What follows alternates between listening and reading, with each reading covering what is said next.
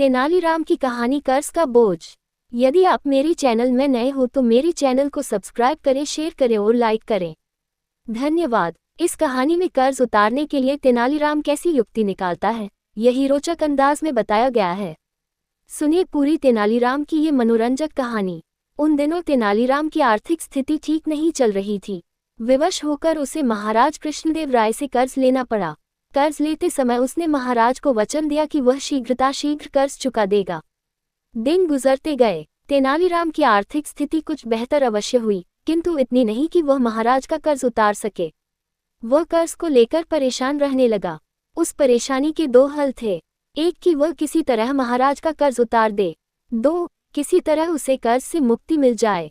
दूसरा हल उसे ज्यादा उचित प्रतीत हो रहा था, लेकिन वह महाराज से कहे तो कहे कैसे कि वे उसका कर्ज माफ कर दें। बहुत सोच विचार कर उसने एक योजना बनाई और इस योजना में अपनी पत्नी को भी शामिल कर लिया। फिर एक दिन उसने अपनी पत्नी के माध्यम से महाराज को संदेश भिजवाया कि उसका स्वास्थ्य ठीक नहीं है, इसलिए वह कुछ दिन दरबार में उपस्थित नहीं हो पाएगा। संदेश भिजवाने के बाद उसने दरबार जाना बंद कर दिया। कई दिन बीत गए। तेनालीराम के दरबार न आने पर महाराज को चिंता हुई कि कहीं उसका स्वास्थ्य अधिक खराब तो नहीं हो गया, और उन्होंने तेनालीराम के स्वास्थ्य की जानकारी लेने उसके घर जाने का निर्णय लिया। एक शाम महाराज तेनालीराम के घर पहुंच गए।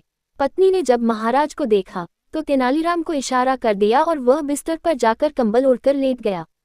महाराज तेनालीराम के पास गए और उसका हाल चाल पूछने लगे। तेनालीराम तो कुछ न बोला, लेकिन पत्नी बोल पड़ी, महाराज, जब से आपसे कर्ज लिया है तब से परेशान रहते हैं। आपका कर्ज चुकाना तो चाहते हैं, लेकिन चुका नहीं पा रहे हैं। कर्ज के बोझ की चिंता इन्हें अंदर ही अंदर खाए जा रही है। इस कारण ये बीमार पड़ गए हैं। अरे, इतनी सी बात की इतनी चिंता करने की क्या आवश्यकता थी तेनालीराम? चलो, मैं तुम्हें कर्ज के बोझ से मुक्त करता हूँ। चिंता छोड़ो और स्वस्थ हो जाओ। तेनालीराम को सांत्वना देते हुए महाराज बोले। ये सुनना था कि तेनालीराम कंबल फेंक तुरंत उठ बैठा और मुस्कुराते हुए बोला, आपका बहुत बहुत धन्यवाद महाराज। तेनालीराम को स्वस्थ देख महाराज बहुत क्रोधित हुए और बोले, ये क्या तेनालीराम, तुम तो स्वस्थ हो। इसका अर्थ है कि कर्ज से मुक्त होने के लिए तुम बीमारी का बहाना कर रहे थे। तुम्हारा इतना साहस, तुम दंड के पात्र हो। तेनालीराम ने हाथ जोड़ लिए और भोलेपन से बोला, महाराज, मैंने कोई बहाना नहीं किया।